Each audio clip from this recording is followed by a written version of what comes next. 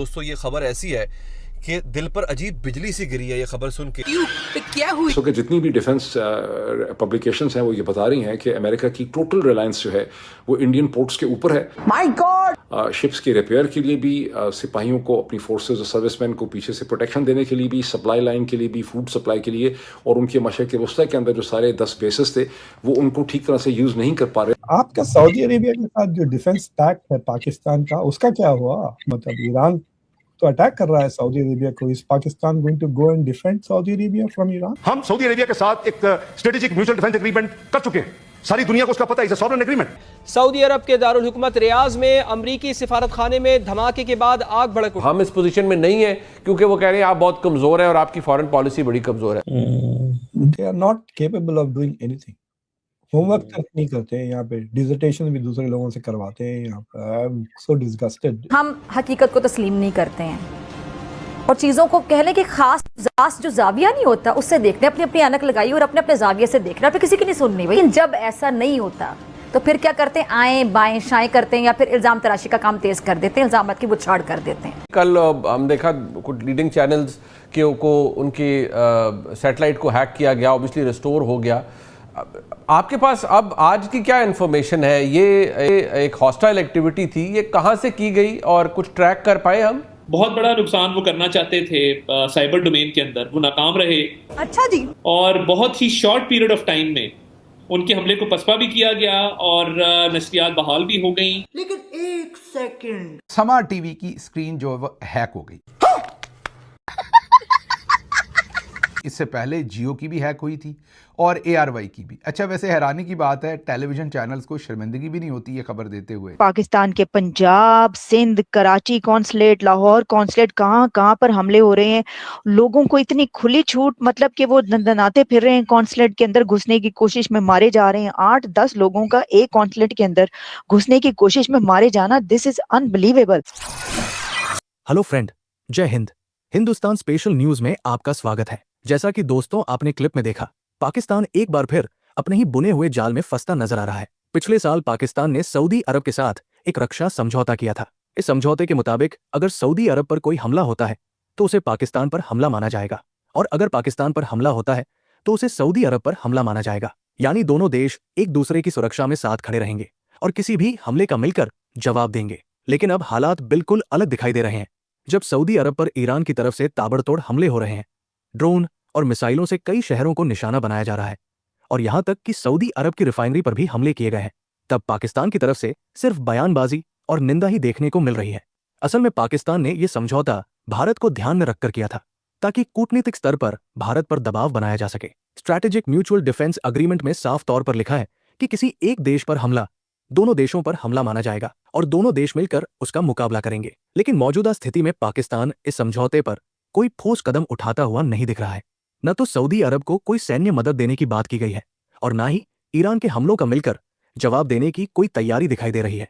यही वजह है कि अब पाकिस्तान खुद अपने ही बनाए हुए समझौते और दावों के बीच फंसा हुआ नजर आ रहा है। कर्नल डगलस मैकग्रेगर ने ये कहा, और मुझे लगा कि वो एग्जैजरेशन कर रहे हैं, क्योंकि उन्होंने ये कहा कि अमेरिकन बेसिस जो हैं मशरक़ वस्ता के अंदर वो डिसफंक्शनल हो गए हैं और हमारी सूरत हाल ये है कि हमें इंडिया के पोर्ट्स के ऊपर फॉल बैक करना पड़ रहा है। इस वक्त अमेरिकन नेवी की जितनी भी सप्लाई लाइन है, जो उनके लॉजिस्टिक्स हैं, और बड़ी ह्यूज कॉस्ट पे वो इंडिया के साथ जो लिमोवा एग्रीमेंट्स किए हुए थे लॉजिस्टिक और कॉपरेशन के, उनकी वजह से इंडियन पोर्ट्स को इस्तेमाल किया जा रहा है। तो मुझे ऐसा लगा कि कर्नल डगलस मैकग्रेगर जो हैं वो चूँकि ट्रंप इंतजामिया के खिलाफ हैं और उन्होंने कोई एग्जैजरेशन कर दी है, तो मैंने कम से कम घंटा डेढ़ लगाया इस चीज़ को सर्व करने के लिए, और मैं हैरान परेशान रह गया कि ये हकीकत है। इस वक्त जितनी भी डिफेंस पब्लिकेशंस हैं वो ये बता रही हैं कि अमेरिका की टोटल रिलायंस जो है वो इंडियन पोर्ट्स के ऊपर है। शिप्स के रिपेयर के लिए भी, सिपाहियों को, अपनी फोर्सेस और सर्विसमैन को पीछे से प्रोटेक्शन देने के लिए भी, सप्लाई लाइन के लिए भी, फूड सप्लाई के लिए, और उनके मशरक़ वस्ता के अंदर जो सारे 10 बेसेस थे वो उनको ठीक तरह से यूज़ नहीं कर पा रहे। वो बेसेस उनके बाय एंड लार्ज जो हैं वो डिसफंक्शनल पड़े। This is actually a very big development. मैं कभी भी नहीं सोच सकता था कि ईरानियन ड्रोन्स या ईरानियन मिसाइल्स जो हैं वो इतने मतलब इफेक्टिव साबित होंगे। उन्होंने इतनी तैयारी जो है उसकी की हुई थी। बहरहाल अमेरिकन जो ईरानियन ड्रोन्स हैं उन्होंने यूएस एम्बेसीज और काउंसलेट्स पे अपने हमले जारी रखे।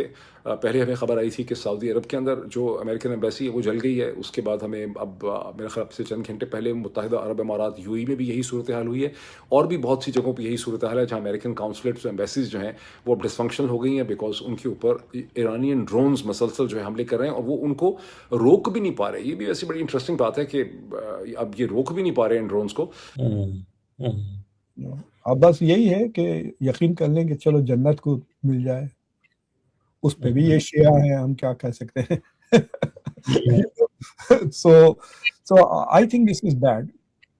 मेरे पास एक सवाल है, आपका सऊदी अरेबिया के साथ जो डिफेंस पैक्ट है पाकिस्तान का, उसका क्या हुआ? मतलब ईरान तो अटैक कर रहा है सऊदी अरेबिया को, is Pakistan going to go and defend Saudi Arabia from Iran? देखिए सिंपल सी बात है डॉक्टर साहब इसमें कि this is a leadership judgement call कि वे डू दे थिंक कि जी Pakistan needs to come, that is one thing. If they ask us to come we will go, no matter if it yes, no matter if it is Iran और whatever, because अगर आपने ये मुआहदा किया हुआ है तो देन इट इज अगेंस्ट। आपने अगर सऊदी डिफेंस मिनिस्टर की स्टेटमेंट देखी थी, an attack on one is an attack on the other. So this is like हमने ईरान को, अमेरिका को, सबको कैलकुलेशन करके इसमें बात की हुई। बहरहाल जो ARY और उसके बाद जो जियो टीवी था, उनकी हैकिंग जो थी उसमें तो बहुत वाज़े तरीके से ये लिखा हुआ था कि पाकिस्तानी फ़ौज के अंदर एक ऐसा ग्रुप है जो पाकिस्तान के इंटरेस्ट के ख़िलाफ़ खड़ा हो गया है और पाकिस्तान की आवाम को जो है उस फ़ौज के ख़िलाफ़ खड़े हो जाना चाहिए। ये चल रहा था जियो पर और ARY के ऊपर। लेकिन समा के ऊपर बड़ी दिलचस्प तहरीर चली है। वहाँ पर यह तहरीर चली है कि अगर ईरान के अंदर भी कोई जनरल बाजवा की तरह के होते तो वहाँ पर भी नक्शा पूरे का पूरा अभी तक बदल गया होता। वहाँ पर कोई ऐसा शख्स नहीं था जनरल बाजवा की तरह का जिसकी वजह से ईरान रेजिस्ट कर रहा है। वहाँ रजीम चेंज नहीं हुई। असल में तो रजीम चेंज पे बात है, जनरल बाजवा का हवाला तो हम खुद ही दे रहे हैं।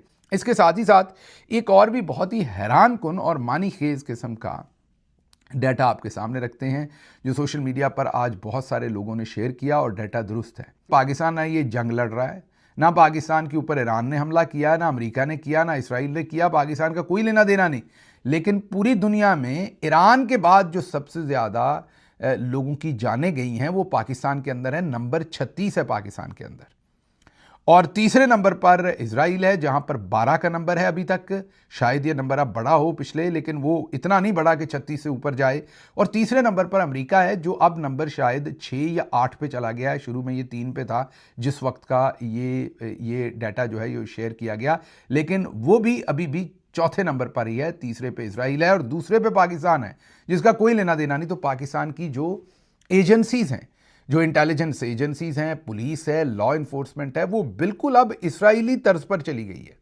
जुल्म करने में उन्होंने जो वतीरा इसराइली फोर्सेस का है पूरी दुनिया के अंदर, वही अब पाकिस्तानी फोर्सेस ने अपनाया हुआ है। ज़रा सा एहतजाज होता है, एहतजाज तो दुनिया पूरी में हुआ है। मतलब पूरे मकबूजा कश्मीर के अंदर एहतजाज हुआ है। वो कारगिल से बारामूला, श्रीनगर, कोई बड़ा शहर ऐसा नहीं है मकबूजा कश्मीर का जिसके अंदर बड़े बड़े एहतजाज नहीं हुए। वहाँ एक भी ऐसा वाक़या नहीं हुआ, लेकिन पाकिस्तान के अंदर 36 लोगों की जान चली गई। इससे सोचिए कि यहाँ पर किस तरह की फस्तायत है, सफाकी है, और उसको ज़ाहिर है मगरबी जितनी भी कुव्वतें हैं उनका पूरे का पूरा शेल्टर है इस तमाम सफाकियत को।